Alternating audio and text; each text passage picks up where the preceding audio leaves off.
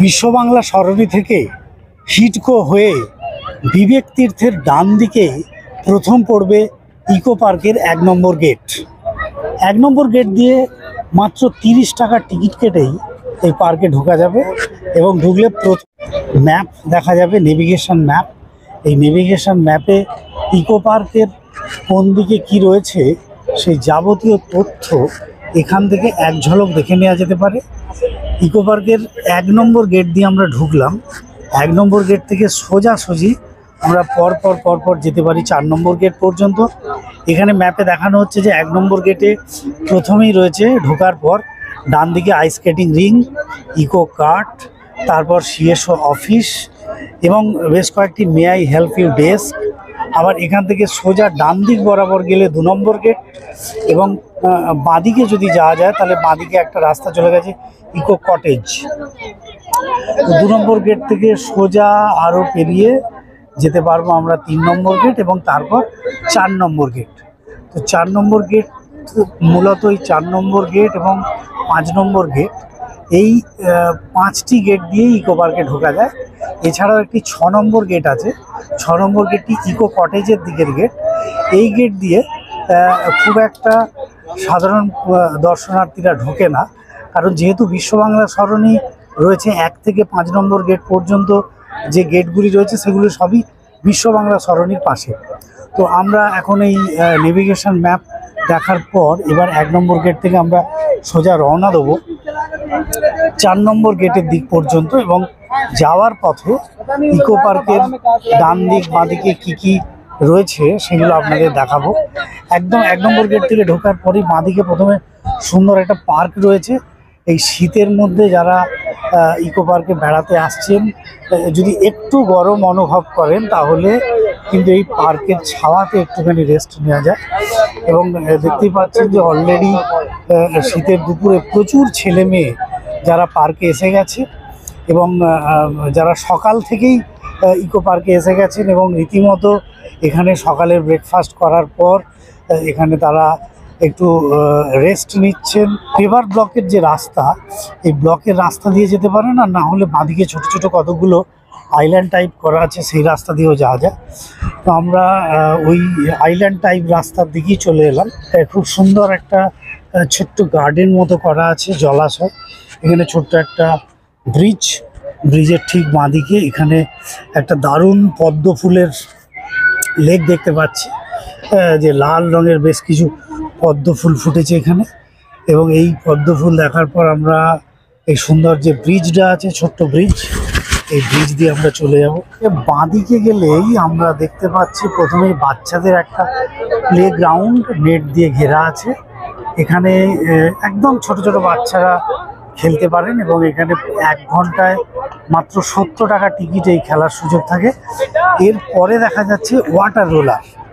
এই water roller মানে হচ্ছে প্লাস্টিকের বড় বড় বল, এবং এই প্লাস্টিকের বল যেগুলো জলে ভাসছে। এই ওয়াটার রোলার ইকো পার্কের সব থেকে আকর্ষণীয় একটা জিনিস। এই ওয়াটার রোলারের নানা ধরনের স্পোর্টস রয়েছে। তো সেই স্পোর্টস কত টাকা টিকিট লাগে সেগুলো আগে আমরা দেখে নিই।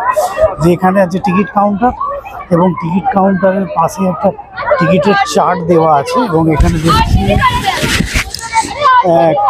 কায়াকিং ১৫০ টাকা, ওয়াটার জোর ১৫০ টাকা, ওয়াটার রোলার ১৫০ টাকা, সবই প্রায় ১৫০ টাকা। ল্যান্ড জোর, এমটিভি, বেবি সাইকেল ইত্যাদি আছে। এবং এখান থেকে একদম পাশে আরেকটা ইকো পার্কে যে নৌকায় যেসব যাত্রীরা মানে চলবেন তাদের জন্য কিছু নিয়মাবলী রয়েছে। যেমন রয়েছে ফ্লোটিং ডিভাইস এবং লাইফ জ্যাকেট সঙ্গে পড়তে হবে, সংকেত ডিভাইস এবং যোগাযোগ ডিভাইস সঙ্গে রাখতে হবে, অগ্নি নির্বাপন যন্ত্র নৌকোতে রাখতে হবে ইত্যাদি। আর যেগুলো একদম বারণ করা আছে যে ঝড়ের পরিস্থিতি তৈরি হলে নৌকো ব্যবহার করা বা জলে নামা নিষিদ্ধ, নেশাগ্রস্ত অবস্থায় নৌকো চালানো যাবে না ইত্যাদি। তো আমরা ওয়াটার রোলারের দিকে যাই। এখানে দেখবো যে ছোটো ছোটো বাচ্চারা কীভাবে এই ওয়াটার রোলারের ভেতরে ঢুকে গেছে এবং তারা এখানে খেলছে। এখানে বিভিন্ন রকম খেলাধুলা চলছে। এখানে একটা প্লাস্টিকের বেসিক্যালি একটা পাইপের মতো বলা যায়, তার ভেতরের কিছুটা অংশ ফাঁকা, প্লাস্টিক ফুলিয়ে তার মধ্যে হাওয়া ভরা আছে টাইট করে। এবং এই ওয়াটার রোলার ইকো পার্কের খুবই একটা আকর্ষণীয় একটা স্পোর্টস।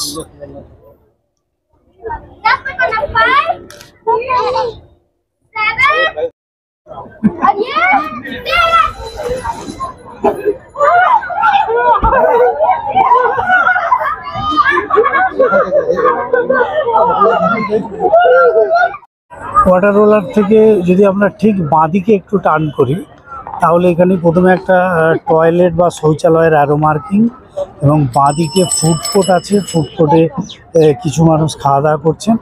একটা কথা বলে রাখি যে ইকো পার্কে কিন্তু প্রতিটা গেটের পাশেই একটা করে শৌচালয় রয়েছে। আমরা যে গেট দিয়ে ঢুকেছি 1 নম্বর গেট, এই 1 নম্বর গেটের আগে এবং পরে, অর্থাৎ টিকিট কাটার আগে এবং পরে দুটি শৌচালয় কিন্তু এখানে পাওয়া যাবে।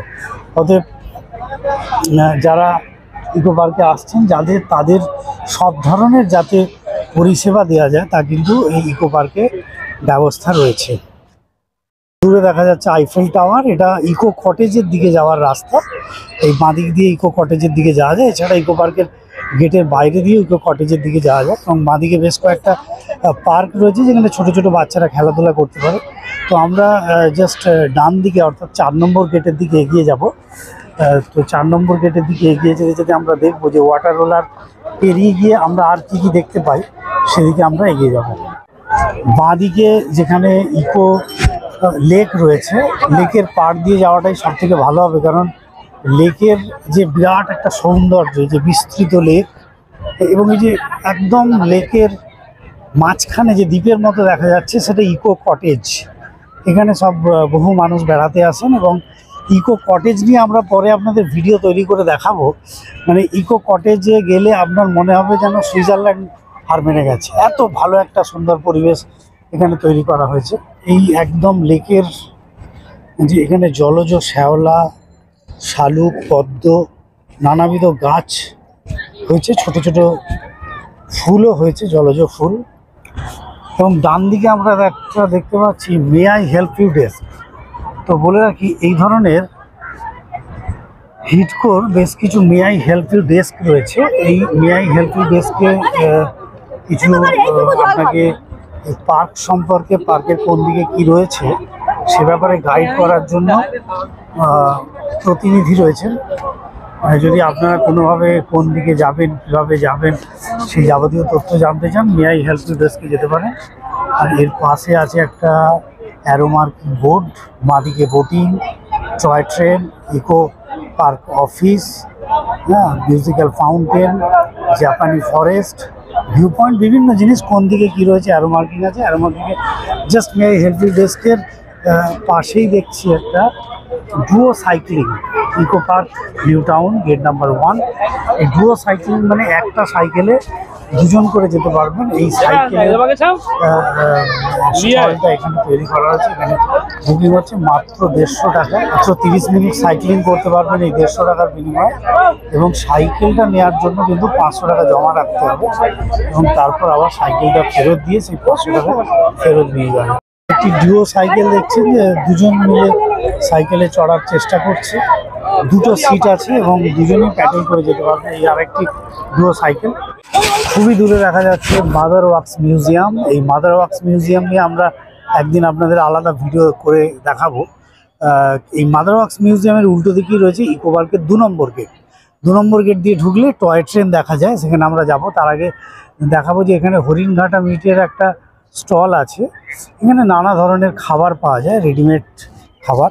এরপর আমরা আরও সোজা এগিয়ে যাই, মানে মাদার ওয়ার্কস মিউজিয়ামের দিকে এগিয়ে যাই 2 নম্বর গেটের দিকে। 2 নম্বর গেটের দিকে যাওয়ার পথে আমরা দেখলাম যে এই লেকের মধ্যে সুন্দর সুন্দর নৌকোয় করে বহু পর্যটক যারা বেরিয়েছেন। তো এখানে নৌকো ভাড়া কত, কী কী পরিষেবা পাওয়া যায়, আমরা এবার সেগুলো দেখে নিই। আমরা সেদিকে এগিয়ে যাচ্ছি। এর মধ্যেই অনেকেই নৌকোয় চড়ার জন্য, বোটিং করার জন্য যারা লাইনে দাঁড়িয়েছেন। একটা বোট এসেও গেছে, বোট থেকে যাত্রীরা এক্ষুনি নামবে, তারপর আবার নতুন যাত্রীরা উঠবে। ইকো পার্কের সেফটি কিন্তু খুবই গুরুত্বপূর্ণ। দেখছেন যে বোটের যাত্রীদের সবার কিন্তু লাইফ জ্যাকেট পরানো রয়েছে এবং যারা বোটে উঠবেন তারাও অলরেডি লাইফ জ্যাকেট পরে রেডি হয়ে আছে। বোটিং এ চড়ার একটা দীর্ঘ লাইন দেখা যাচ্ছে। 2 নম্বর কফি টেলস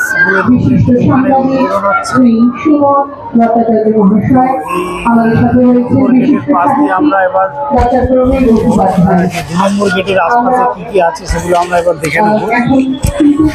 2 নম্বর গেটের সামনেই যারা হাঁটতে পারবে না তাদের জন্য ছোট গাড়ি রাখা আছে, পাশ দিয়ে মানুষ ঢুকছে পার্কের ভেতর।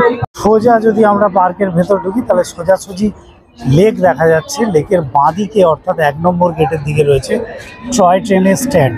এই যে দেখছেন দূরে টয় ট্রেনের টিকিট কাউন্টার, এই টিকিট কাউন্টার এখান থেকেই টয় ট্রেন ছাড়ে। 2 রকম ট্রেন ছাড়ে, এসি এবং নন এসি। আমরা ট্রেন আসবে কয়েক মিনিটের মধ্যে আমরা দেখাবো। সেই প্রসঙ্গে বলে রাখি যে এসি ট্রেনের ভাড়া হচ্ছে 250 টাকা এবং নন এসি ট্রেনের ভাড়া হচ্ছে 150 টাকা পার হেড। অর্থাৎ এই ট্রেনে করে পুরো ইকো পার্কটা আপনি এক চক্কর ঘুরে নিতে পারবেন। কারণ দীর্ঘ এই বড় ইকো পার্ক, এখানে হেঁটে কিন্তু সবার পক্ষে পুরো পার্কটা ঘোরা সম্ভব নয়, তাই এখানে টয় ট্রেনের ব্যবস্থা রয়েছে। দেখছি একটি টয় ট্রেন দূরে দেখা যাচ্ছে, স্ট্যান্ডের দিকে একটি টয় ট্রেন আসছে। আমরা একটু টয় ট্রেনটা দেখে নিই। ইকো পার্কের যে টয় ট্রেনের স্ট্যান্ড সেখানে আমরা এসে গেছি। ট্রেনে যাত্রীরা ট্রেন থেকে নামছেন এবং যারা ঘুরে এলেন তারা নামছেন এবং নতুন যাত্রীরা ট্রেনে উঠছেন। এই যে লাইন দেওয়া আছে, এটি হচ্ছে নন এসি ট্রেন। এই ট্রেনের ভাড়া মাত্র 100 টাকা, অর্থাৎ 100 টাকা দিয়ে টিকিট কেটে আপনি একদম নিশ্চিন্তে এই ট্রেনে বসে গোটা পার্কটা একবার ঘুরে নিতে পারবেন। দূরে আরেকটি ট্রেন আসছে, এটি হচ্ছে এসি ট্রেন। দেখুন নন এসি ট্রেন দাঁড়িয়ে আছে, তার সঙ্গে এসে ঢুকছে এসি ট্রেন। অর্থাৎ একই জায়গায় আমরা এসি নন এসি দুটো ট্রেনেরই দেখা পেয়ে গেলাম।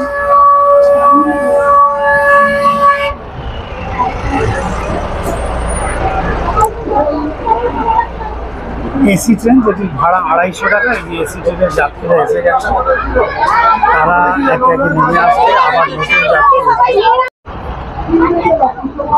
প্রথমে দেখছি নন এসি ট্রেন যেটি, সেটা যেহেতু প্রথমে এসেছিল ওই ট্রেনটি আগে ছেড়ে যাচ্ছে। নন এসি ট্রেন, এখানে অনেক যাত্রী উঠেছেন। নন এসি ট্রেন এটা যেদিকে যাচ্ছে এটা হচ্ছে 1 নম্বর গেটের দিকে যাচ্ছে। অর্থাৎ 2 নম্বর গেটে ইকো পার্কের যে স্ট্যান্ড রয়েছে, টয় ট্রেনের স্ট্যান্ড, সেখান থেকে ট্রেন ছেড়ে প্রথমে ট্রেন যাবে 1 নম্বর গেট এবং 1 নম্বর গেট থেকে পেপার ব্লকের রাস্তা বরাবর গিয়ে ট্রেনটি লেকের ধারের যে রাস্তা, সেই লেকের ধারের রাস্তা দিয়ে আবার ট্রেনটি চলে যাবে 4 নম্বর গেটের দিকে। এভাবেই পুরো পার্কটা ঘুরে দেখানো যাবে এই টয় ট্রেনে চড়ে। টয় ট্রেন ছাড়াও এখানে ছোট গাড়ির ব্যবস্থা রয়েছে, তবে ছোট গাড়ি 6 জন যাত্রীর জন্য প্রায় 2000 টাকার মতো ভাড়া। তাই বেশিরভাগ যাত্রী যারা হাঁটতে পারেন না তাদের জন্য এই এসি বা নন এসি টয় ট্রেনই হচ্ছে সবথেকে ভালো ব্যবস্থা পার্কটি ঘুরে দেখা। প্রচুর মানুষ এসেছেন পার্কে। আমরা ইকো পার্কের 3 নম্বর গেটের দিকে এখন যাচ্ছি। বাঁদিকে বিরাট লেক, লেকের পাড়ে শীতের মিঠে রোদ পিঠে নিয়ে খেলা করছেন ছোট ছোট বাচ্চারা এবং বড়রা, যারা ডান দিকে গাছের ছাওয়ায় দুপুরের খাওয়া সেরে দিচ্ছেন কেউ কেউ। ডান দিকে দূরে দেখা যাচ্ছে আরেকটি ফুড কোর্ট এবং এই ফুড কোর্ট থেকে আমরা যদি বাঁদিকে যাই তাহলে লেক। এবং এই জায়গাটায় অদ্ভুতভাবে লেকের পাড় অর্থাৎ লেকের রাস্তা সোজা যেতে যেতে বাঁদিকে বেঁকে গেছে। ফুড কোর্টের সামনে ভালোই ভিড়, নানা রকম খাবার পাওয়া যাচ্ছে, বিরিয়ানি থেকে মোগলাই সব কিছুই পাবেন। এবং এই ছোট ছোট ছাতা যেগুলো লাগানো আছে সেখানে ঠান্ডা পানীয়, চিপস, আইসক্রিম, বিস্কুট সব পাওয়া যাবে। ডান দিকে দূরে আরেকটি শৌচালয় দেখা যাচ্ছে, তবে এখানে শৌচকর্মের জন্য টাকা অনেক বেশি লাগবে, প্রতিজন 5 টাকা করে। যেহেতু ইকো পার্কে বহু মানুষ বেড়াতে আসেন সেই সুযোগকে কাজে লাগিয়ে এরাও কিন্তু বিভিন্ন জিনিসের দাম যথেষ্টই বাড়িয়ে দিয়েছে, যেটা সাধারণ পর্যটকদের পক্ষে খুবই একটি ব্যয়বহুল বলা চলে। তো আমরা এগোচ্ছি বাঁদিকে, এখানে একটি ফোয়ারা আছে। এখন যেহেতু দিনের বেলা, ঠিক বিকেলের দিকে বা সন্ধ্যের দিকে এটা চালু হবে। পাশে গোলাপ গার্ডেন, তো গোলাপ গার্ডেনে আমরা যাব। ডান দিকে কিছুটা, তার আগে দেখিয়ে দিই, ডান দিকে ঠিক মালভূমি অঞ্চলের মতো যেরকম উঁচু উঁচু জায়গা থাকে সেই রকম খেলার মাঠ। এই যে ছোটো ছোটো কচিকাচারা খেলছে, হ্যাঁ, দূরে কিছু বাহারি গাছ, এবং এই রাস্তাটা দিয়েও হেঁটে যাওয়া যায়। এটা দিয়ে হেঁটে গেলে সোজা বাঁকুড়ার টেরাকোটা মন্দির চোখে পড়বে, যে দূরে দেখা যাচ্ছে। পাশে রয়েছে আর্টিস্ট কটেজ, আর আর্টিস্ট কটেজের বাঁদিকে হচ্ছে লেক, এবং এই লেকের পাড়ে এখন যেহেতু সূর্য মাথার ওপর, তাই ছবি একটু কালো হয়ে যাচ্ছে। লেকের পাড়ে যেগুলো দেখা যাচ্ছে যে নৌকোর মতো বাঁধা আছে জলে, এটি আসলে ফোয়ারা, এবং এই ফোয়ারাটা সন্ধ্যের পর মিউজিকের তালে তালে এই ফোয়ারার জল নেচে ওঠে। তো এখনও সন্ধে হতে অনেকটাই বাকি, এখন দুপুরবেলা। তো আমরা এই আর্টিস্ট কটেজ দেখে নেবো, এবং আর্টিস্ট কটেজের ভেতরে ঢোকার ব্যবস্থা নেই। বাইরে থেকে অনেকে কটেজ দেখতে সুন্দর, মানে গ্রামের যে খড়ের চাল, সেই খড়ের চাল এবং কাঠের দেওয়াল সেইভাবে তৈরি করা হয়েছে। পাশে কিছু গোলাপ ফুল রয়েছে, গোলাপ ফুলের গাছ। তো আর্টিস্ট কটেজ থেকে আমরা এগিয়ে যাব গোলাপ গার্ডেনের দিকে। এই আর্টিস্ট কটেজের পিছনের দিকে আমরা যাচ্ছি, যেদিকে রয়েছে গোলাপ গার্ডেন, এবং গোলাপ গার্ডেনের বাঁদিকে যে জঙ্গল দেখা যাচ্ছে সেটা ভেষজ গার্ডেন, সেখানেও আমরা যাব। তার আগে আমরা প্রথমে গোলাপ গার্ডেনের প্রচুর গোলাপ গার্ডেনে ঢুকছে। এখানে মাঝখান দিয়ে রাস্তা, এবং দুদিকে অজস্র রং বেরঙের বাহারি গোলাপ ফুলের গাছ। পর্যটকরা ভেতরে ঢুকে যাতে গোলাপ ফুল ছিঁড়ে নষ্ট করতে না পারে, সেই জন্য রাস্তার দুধারে জাল দেওয়া রয়েছে।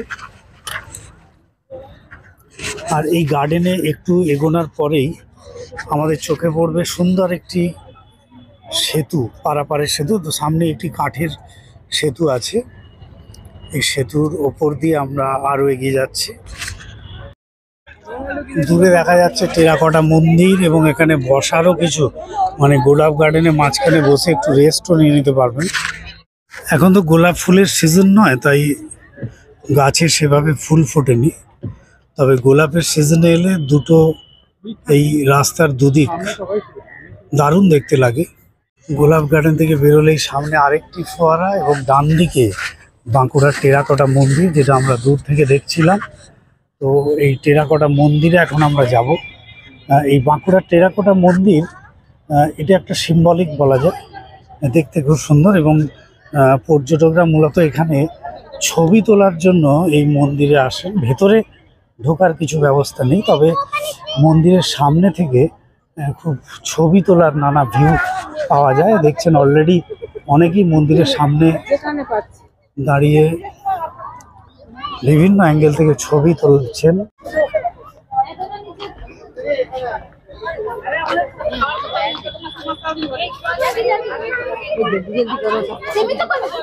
উল্টো দিকে রেন ফরেস্ট, পাশে একটি may I help you desk. রেন ফরেস্টের সামনে লেখা আছে মিস্ট গার্ডেন।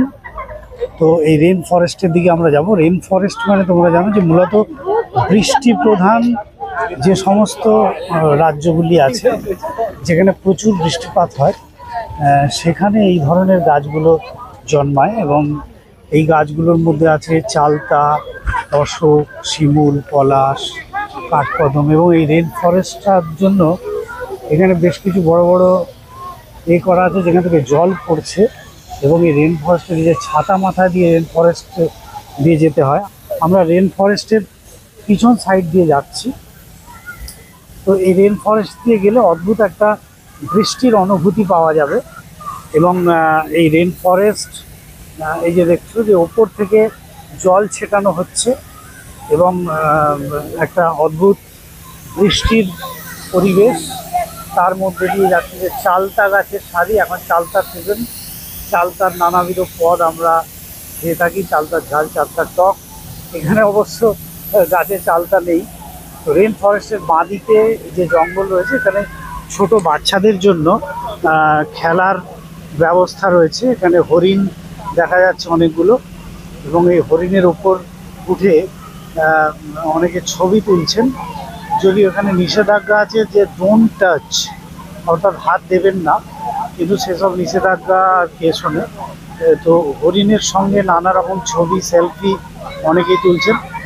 তো আমরা রেন ফরেস্ট পাশ দিয়ে আরও এগিয়ে যাব, এবং এই যে রেন ফরেস্টের যে ভিজে রাস্তা, সেটা দিয়ে অনেকেই যাতায়াত করছে দেখছি। আমরা অবশ্য জঙ্গলের মধ্যে দিয়ে যাচ্ছি। তো ইকো পার্কের এটাই বিশেষত্ব যে ইকো পার্কের জায়গা অনেক বড়। এই গাছগাছালির মাঝখানে যে ঘাস, সেখানে মানে সুন্দর ঠান্ডা পরিবেশ। সেখানে একটা সারাদিন দারুণভাবে এখানে কাটানো যায়, আড্ডা মারা যায়, গল্প করা যায়। বাড়ি থেকে খাবার নিয়ে এলে ভালো, না নিয়ে এলে এখানেও বিভিন্ন ফুড কোর্ট আছে, সেখানে খাবার পাওয়া যাবে। রেন ফরেস্ট এসে এবার শেষ হচ্ছে। এখানে দেখছি যে রেন ফরেস্টের মাঝখানে চারিদিকে ঘেরা আছে রেন ফরেস্ট, এবং মাঝখানে একটা কটেজ। এই কটেজে বসার চেয়ার আছে, কটেজে কিছুক্ষণ রেস্ট নেওয়া যায়।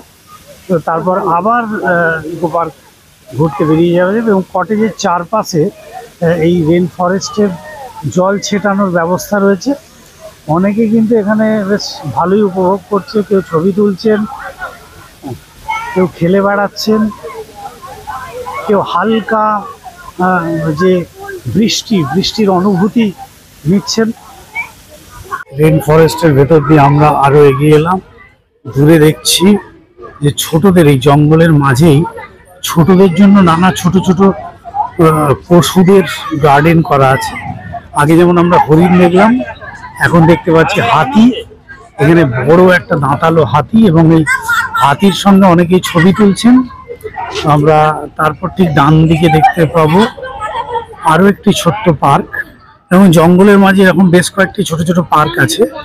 তো এখানে দেখছি সাদা হরিণ রয়েছে।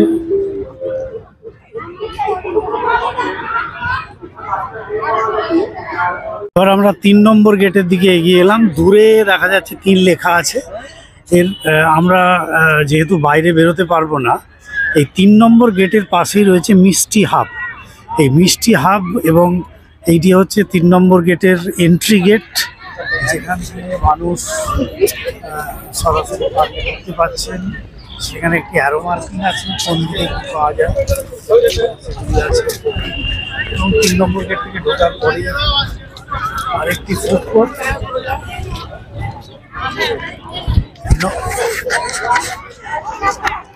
3 নম্বর গেট থেকে এই 3 নম্বর গেটের প্রবেশপথের উল্টো দিকেই রয়েছে আরেকটি ফুড কোর্ট। তো ফুড কোর্ট থেকে আমরা পাশ দিয়ে বেরিয়ে যাব, আমরা 4 নম্বর গেটের দিকে যাব। এবং এই 3 নম্বর গেটের বিশেষত্ব হচ্ছে যে 3 নম্বর গেটেই পাশেই রয়েছে পশ্চিমবঙ্গ সরকারের মিষ্টি হাব। গেটের কাছ থেকে সেটি দেখা যাবে না, যেহেতু আমরা ভেতরে আছি। না, 3 নম্বর গেট থেকে ঢুকে আমরা যদি ডান দিকে যাই, তাহলে আমরা প্রথমেই দেখব বিরাট একটা জঙ্গল, ইকো পার্কের ম্যাপ, এবং তার ডান দিকে রয়েছে মুখোশ গার্ডেন। এই মুখোশ গার্ডেন হচ্ছে ছোট ছোট ছেলে মেয়েদের জন্য, বাচ্চাদের জন্য দারুণ একটা আনন্দ করার মতো জায়গা, মানে খুব মজার পার্ক এটা। এখানে বিভিন্ন রকম মুখোশ দেখতে পাওয়া যাবে, যেমন ভূতের মুখোশ রয়েছে, সেরকম নানাবিধ কাল্পনিক চরিত্র, সেই সব মুখোশও এখানে আছে। আর উল্টো দিকে এই যে জঙ্গলের যে ছাওয়াতে বহু মানুষ এখন দুপুরের রেস্ট নিচ্ছেন, ছোট বাচ্চারা খেলাধুলা করছে। এখানে একটা বিস্তৃত এলাকা এটা। আমরা এখন যাই মুখোশ গার্ডেনের যে দুদিকে দুটো মুখোশ রয়েছে, এবং ভেতরে আরও নানাবিধ মুখোশ আমরা দেখে নেব। গার্ডেনের ঠিক ডান দিকে যে লাল রঙের বিল্ডিংটি দেখা যাচ্ছে, এটি হচ্ছে মিষ্টি হাব নিয়ে আমরা আপনাদের পরে কোনো ভিডিও করে দেখাবো। তো এখন আমরা আপনাদের নিয়ে যাই মুখোশ গার্ডেনের ভেতরে কি কি মুখোশ আছে সেগুলো আপনাদের ঘুরে দেখাবো।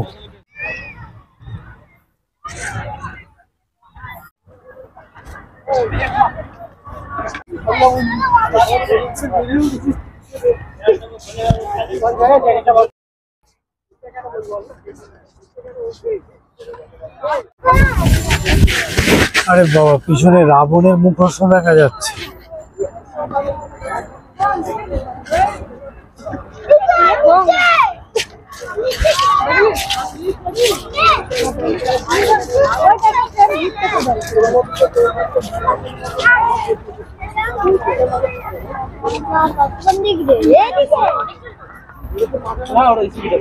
ও আচ্ছা,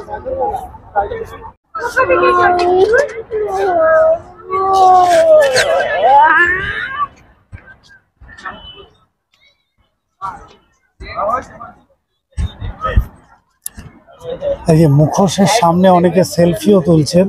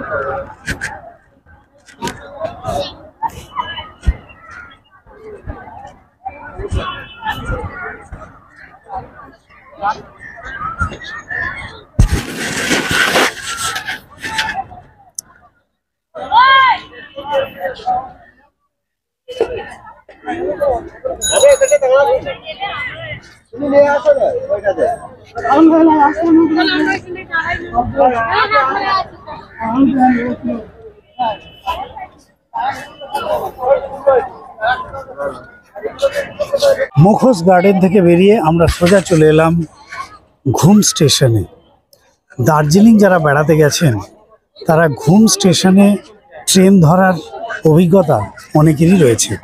দার্জিলিং স্টেশন থেকে টয় ট্রেন ছাড়ে এবং সেগুলি ঘুম সহ বিভিন্ন স্টেশনে যায়। এখানে সেই স্টেশনের একটু তালিকাও আছে, সেটি দেখাবো। এখানে একটি ঘুম স্টেশন তৈরি করা হয়েছে, স্টেশনে যাত্রীরা অপেক্ষা করছেন এবং ঘুম স্টেশনের ঘুম নামও দেয়া আছে। অনেকেই জানেন যে ঘুম স্টেশন হচ্ছে উচ্চতম রেলওয়ে স্টেশন। যারা দার্জিলিং বেড়াতে যান তারা ঘুম স্টেশন সম্পর্কে তাদের অভিজ্ঞতা রয়েছে। ঘুম স্টেশনের এখানে একটি রেপ্লিকা বলা যায়। ঘুম স্টেশনের থেকে আমরা দেখব এখানে একটি ট্রেনের তালিকাও দেয়া আছে।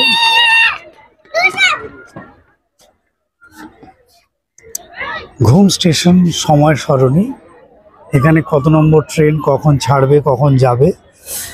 অবশ্য এখান থেকে কোনো ট্রেন যায় না, এটি একটি সিম্বলিক। আর এই ঘুম স্টেশনের ঠিক বাঁদিকে রয়েছে একটি ক্যাফেটেরিয়া, এখানে দার্জিলিং চা পাওয়া যাবে।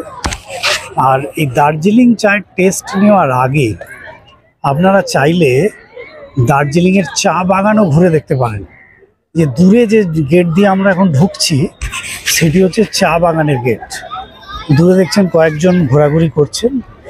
এখানে চা গাছের চাষ করা হয়েছে সরকারের পক্ষ থেকে। আমরা এখন সেই চা বাগানে যাব। আমরা এসে গেছি চা বাগানে। চা বাগানে যেরকম ধাপ কেটে কেটে পাহাড়ের কোলে ধাপ কেটে কেটে চা গাছের চাষ হয়, এখানেও সেভাবে চাষ করা হয়েছে। তবে চা গাছের কোনো সন্ধান পাচ্ছি না। এবং চা গাছ, আপনারা যারা দার্জিলিংয়ের চা সম্পর্কে যাদের অভিজ্ঞতা আছে, চা গাছ কীভাবে চাষ করা হয় অনেকেই জানেন যে চা গাছে দিনের একটা নির্দিষ্ট দিন গাছের ছায়া লাগে এবং রোদ লাগে। তো তার জন্য এই যে বাগানের মাঝখানে বড় বড় কিছু গাছ বসানো হয়েছে, এই গাছগুলো হচ্ছে চা বাগানে চা গাছকে ছায়া দেওয়ার জন্য। অবশ্য এখানে চায়ের বদলে কিছু কফি গাছ দেখা যাচ্ছে।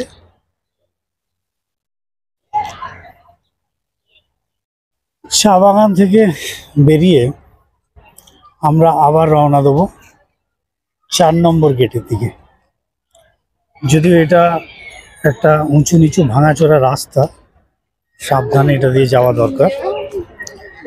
এখান থেকে বেরোলেই একটি চিলড্রেন্স গার্ডেন, খুব সুন্দর চিলড্রেন্স গার্ডেন, ছোট ছোট লেক এবং লেকের ধারে পাথর দিয়ে বাঁধানো রয়েছে লেকগুলি।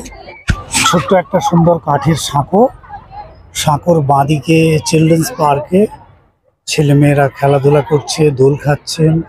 তো আমরা এই কাঠের সাঁকো পেরিয়ে আমরা এগিয়ে যাব এবং আমরা দেখবো এখানে আর কি কি আছে।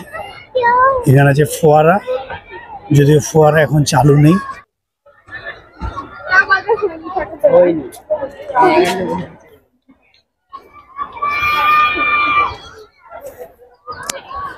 এখানে একটি সুন্দর মূর্তি, মৎস্যকন্যা।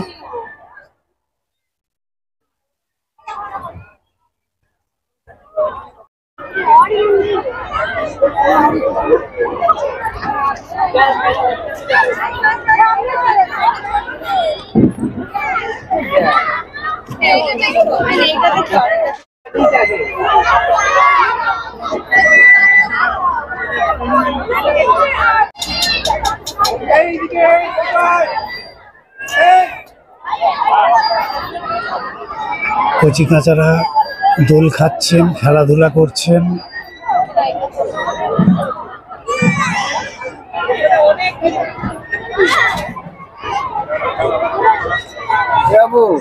মায়েরা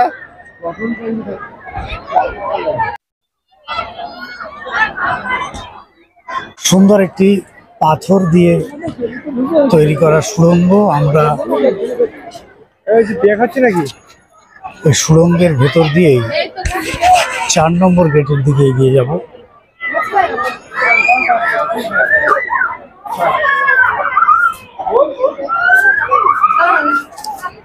বাড়িতে ফুড কোর্ট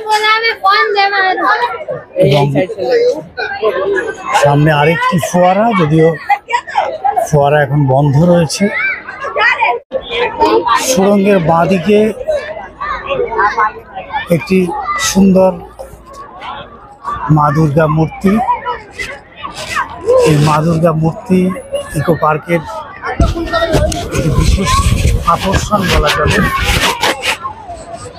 এর উল্টো দিকেই রয়েছে একটি may I help you desk এবং তার পাশে বাটারফ্লাই গার্ডেন অর্থাৎ প্রজাপতি বাগান। আমরা এখন সেই প্রজাপতি বাগানের দিকে এগোচ্ছি এবং আমাদের রাজ্যে যে রং বেরঙের হরেক প্রজাপতি দেখা যায়, এই প্রজাপতি এখানে দেখা পাওয়া যাবে আশা করি। এটি প্রজাপতি গার্ডেনে ঢোকার গেট।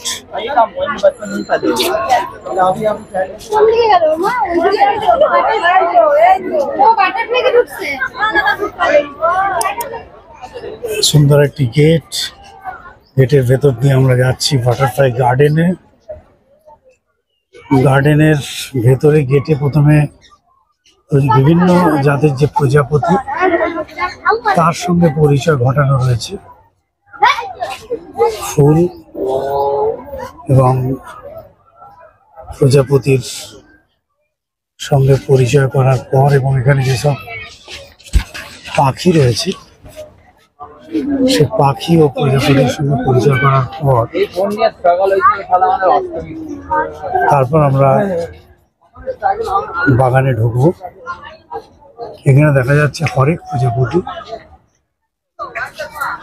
দেশ বিদেশের প্রজাপতি এনে এই বাগানে ছাড়া হয়েছে, এমনকি যাতে প্রজাপতির সংখ্যা বৃদ্ধি পায় তাই এখানে প্রজাপতির প্রজননের ব্যবস্থা রয়েছে।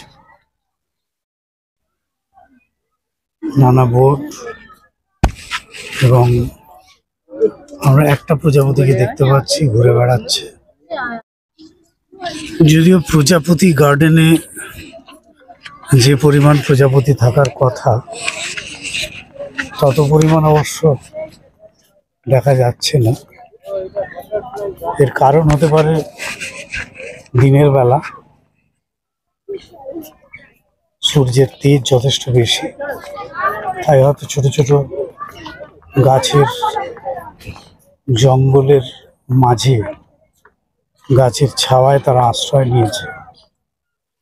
প্রজাপতি গার্ডেনেও রয়েছে সুন্দর একটি লেক।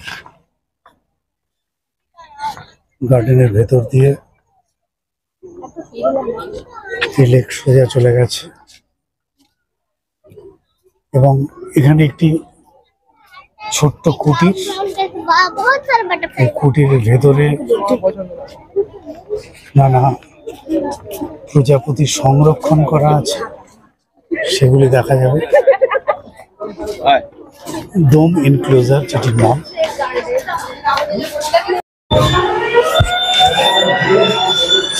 যেখানে কিছু কমন বাটারফ্লাইয়ের যে মঠ, মানে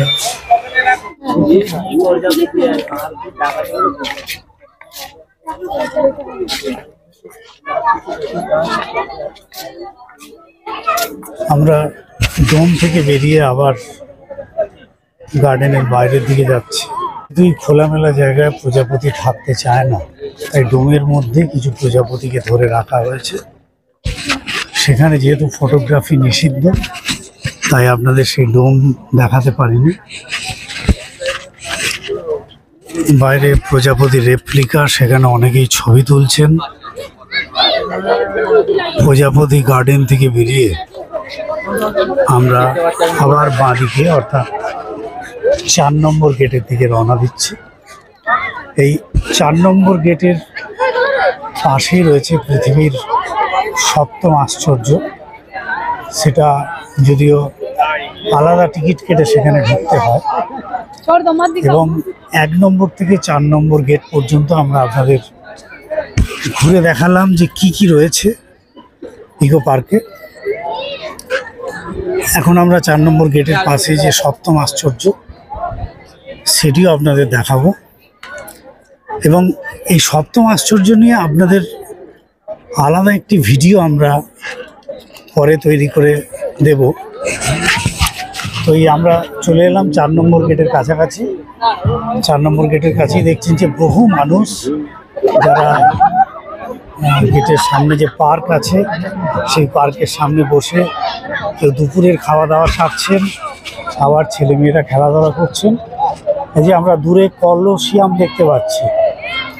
তো 7ম আশ্চর্য, আমরা আস্তে আস্তে 7ম আশ্চর্যের দিকে এগিয়ে যাচ্ছি এবং একটি গোল চাতাল, ছোটোখাটো চিলড্রেন স্টেডিয়াম বলা যেতে পারে। এখানে বাচ্চারা খেলতে পারে এবং অভিভাবকরা যারা এই গ্যালারিতে বসে সেই খেলা উপভোগ করতে পারে। একটি ছোট্ট বাচ্চা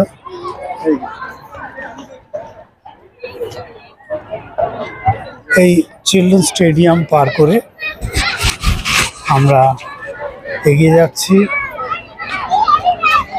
বাঁদিকে চোখে পড়বে 7 ওয়ান্ডার্স টিকিট কাউন্টার, অর্থাৎ আপনি যে 30 টাকার টিকিট কেটে ইকো পার্কে ঢুকছেন, সেই টিকিটে কিন্তু 7ম আশ্চর্য দেখা যাবে না। এই যে কলোসিয়াম দেখছি, তার পাশে মমি দেখা যাচ্ছে, আগ্রার তাজমহল দেখা যাচ্ছে। আর একটু এগিয়ে যাই, এগিয়ে গেলে দেখতে পাবো টিকিট কাউন্টার। এই যে না, এগিয়ে গেলে দেখতে পাবো প্রবেশ পথ, এই এন্ট্রি গেট, 7ম আশ্চর্য প্লেসে যাওয়ার এন্ট্রি গেট। এন্ট্রি গেটের বাঁদিকে এখানে প্রচুর লোক লাইন দিয়ে দাঁড়িয়ে রয়েছে। আমরা বাঁদিকেই যাব প্রথমে টিকিট কাউন্টারের কাছে, সেখান থেকে টিকিট সংগ্রহ করে তারপর আপনারা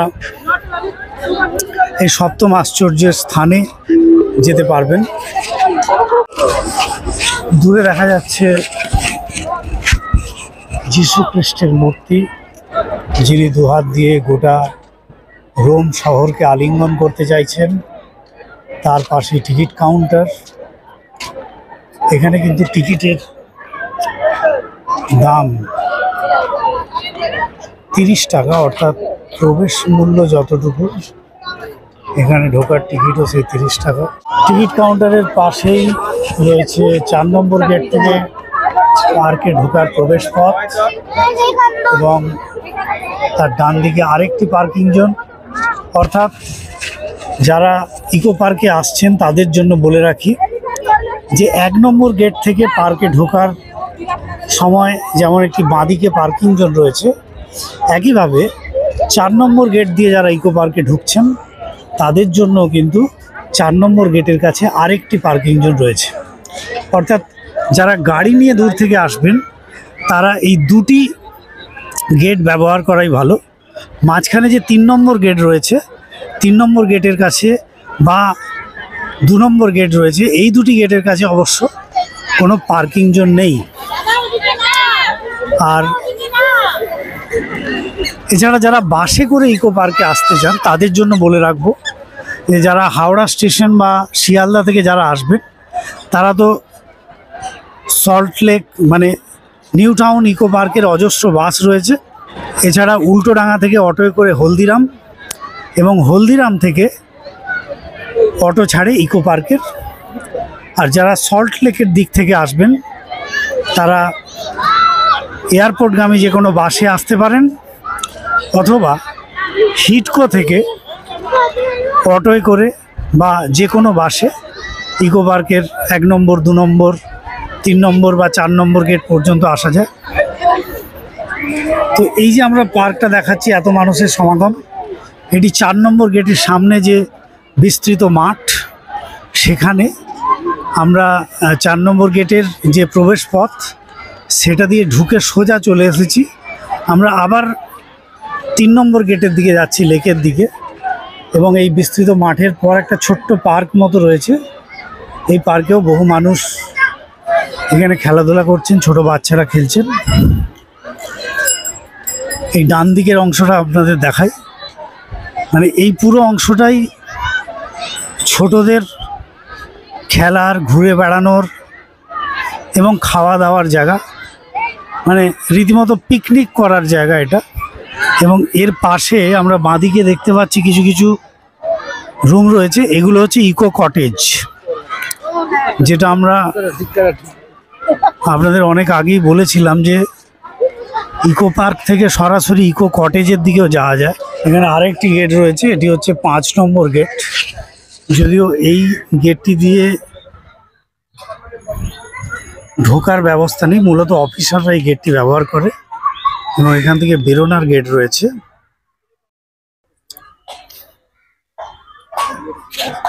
এখানে রয়েছে পাখি বিতান, এখানে অনেক পাখি থাকার কথা, কিন্তু যদিও আসলে এটি জঙ্গল এবং জলজ গাছে ভরে গেছে। উল্টো দিকে সুন্দর কটেজ, মূলত এই কটেজগুলি ইকো পার্ক পরিচালন কমিটির অফিসাররা ব্যবহার করেন। পাখি বিতানের বোর্ডও আছে, অবশ্য এখানে পাখির দেখা নেই।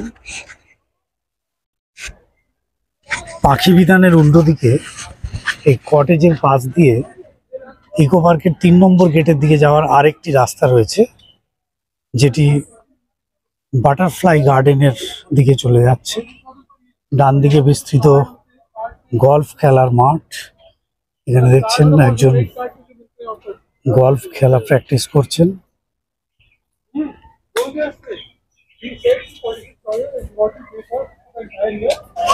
পাখি বিতান থেকে বাটারফ্লাই গার্ডেনের পাশ দিয়ে আমরা আবার যাচ্ছি 2 নম্বর গেটের দিকে। দূরে দেখতে পাচ্ছেন টয় ট্রেন চলছে, কারণ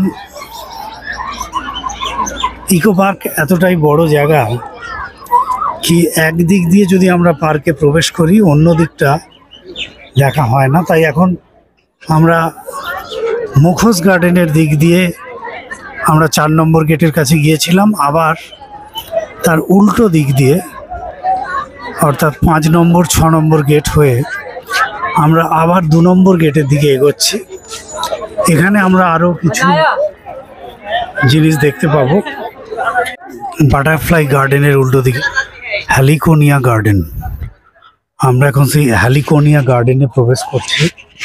এই গার্ডেনটি আমরা ঘুরে দেখব। এই গার্ডেনটির বিশেষত্ব হচ্ছে যে এখানে গার্ডেনের ভেতরে একটি সুন্দর লেক রয়েছে এবং লেকের মধ্যে বোটিং চলে। লেকের পাশ দিয়ে চলে গেছে সুন্দর রাস্তা। আমরা এখন লেকের জলে বোটিং চলাচল করছে তা দেখতে পাচ্ছি। লেকের মাঝখানে যে বদ্বীপ রয়েছে সেই বদ্বীপে যাওয়ার একটি ছোট্ট সাঁকোর নিচে দিয়ে চলছে বোট। বদ্বীপের মধ্যে রয়েছে নানা বাহারি ফুলের গাছ, সুন্দর ব্যাঙের ছাতা দূর থেকে দেখা যাচ্ছে, রয়েছে একটি ছোট্ট গুহা, দূরে দেখা যাচ্ছে ঝর্ণা এবং উল্টো দিকে বোটে ওঠার পাটাতন। অনেকেই সেই পাটাতন থেকে বোটে উঠছেন এবং তারপর তারা এই সুন্দর ঝর্ণার পাশ দিয়ে বোটে করে ইকো পার্কের এই ছোট্ট লেকটি ঘুরে দেখবেন।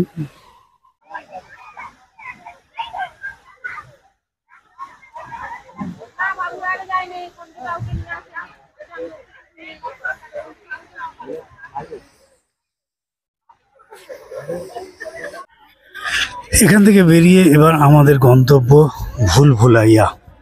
পাশেই রয়েছে সেই সুন্দর ভুলভুলাইয়া গার্ডেন। আসলে এই ভুলভুলাইয়া পর্যটকরা নিজেরা নাম দিয়েছে, এটির আসল নাম স্কাল্পচার গার্ডেন। তো এখন আমরা প্রবেশ করব সেই স্কাল্পচার গার্ডেনে। স্কাল্পচার গার্ডেনের শুরুতেই রয়েছে একটি বোর্ড, সেখানে sculpture garden on Bengal history বলে একটি ইংরেজি এবং বাংলায় ইতিহাস তুলে ধরা হয়েছে। সেখান থেকে আমরা স্কাল্পচার সম্পর্কে নানা তথ্য সংগ্রহ করার পর তারপর আমরা ঢুকে যাব এই স্কাল্পচার গার্ডেনে। একদম শুরুতেই বাঁদিকে আমরা দেখছি ক্যাকটাস, সারি সারি ক্যাকটাস গাছ, যেগুলি স্কাল্পচারের মতোই দেখতে। ক্যাকটাস গাছের পর আরেকটি গেট।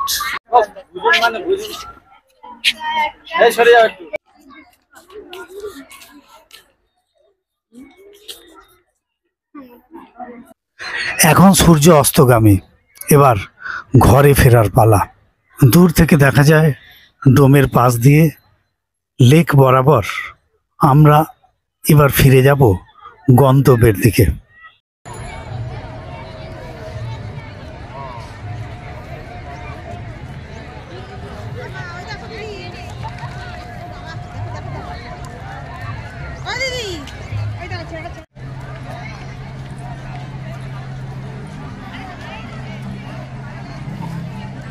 রাস্তা দিয়ে এসেছিলাম সেই 1 নম্বর গেট দিয়েই এবার ফিরে যাব। দিনের বেলা সূর্যের আলোয় চারিদিক যখন আলোকময়, তখনকার ইকো পার্কের ছবি আপনাদের কাছে তুলে ধরেছিলাম। যত সন্ধে নামছে ইকো পার্ক আরও রঙিন হয়ে উঠছে, সেই ছবিও আপনাদের দেখালাম।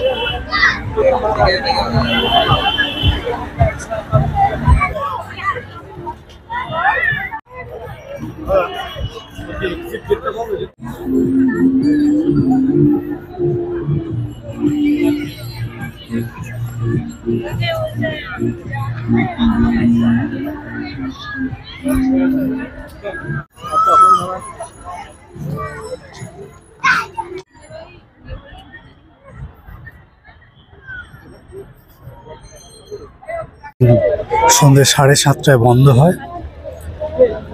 আর ইকো পার্কে খাবার নিয়ে ঢুকতে পারেন, কোনো অসুবিধা নেই। ভেতরে ফুড স্টল রয়েছে। তবে পার্কটি এত বড় যে ইকো পার্ক যেদিন বেড়াতে আসবেন সেদিন অন্য কোনো জায়গায় বেড়ানোর প্রোগ্রাম না রাখাই ভালো, কারণ ইকো পার্কেই সারাটা দিন কেটে যাবে ঘুরে বেড়াতে।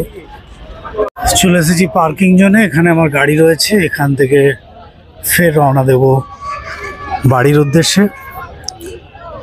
এই রকম কলকাতার বিভিন্ন বিষয় আপনাদের তুলে ধরব সুপ্রকাশ টিভির পর্দায়। আপনারা নিয়মিত আমাদের চ্যানেলটি ফলো করুন এবং সাবস্ক্রাইব করুন। আপনাদের কোনো মতামত থাকলে সেটিও জানান।